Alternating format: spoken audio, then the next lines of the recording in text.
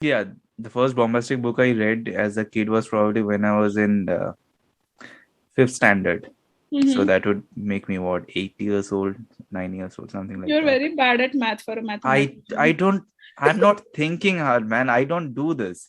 Anyway, the point is, Tell my one of my aunts, she gifted me the Return of Sherlock Holmes.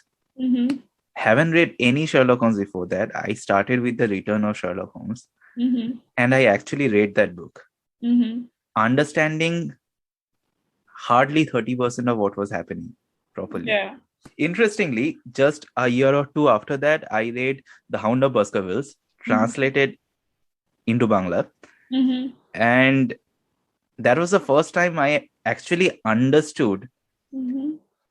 that this much of shit happens inside a Sherlock Holmes book, inside a Sherlock Holmes novel or a story. Mm-hmm. So then I went back and I read the Return of Sherlock Holmes again, the entire book. Mm-hmm. Uh, and I was like, man, I have missed out a lot when I read it for the first time. Mm-hmm. And I haven't read it since then. So this was like what, seventh standard maybe? I don't remember.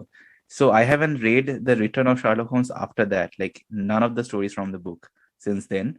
So I'm Mm-hmm. just wondering at this point that if I read that book now, any story from that book, the Five Orange Pips or any story from the book, I it might just blow my mind. It's much like how I listen to Hindi songs now, and I realize that I used to listen to them wrong back in the days.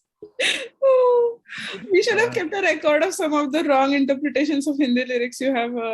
If you remember, I Oh, think you I should. remember one. I remember Yeah. one because I told the story to somebody just 2 days ago or just yesterday, I think. This was that Babu Samjho Ishare Horan Pukare Pom Pom Pom. Uh-huh.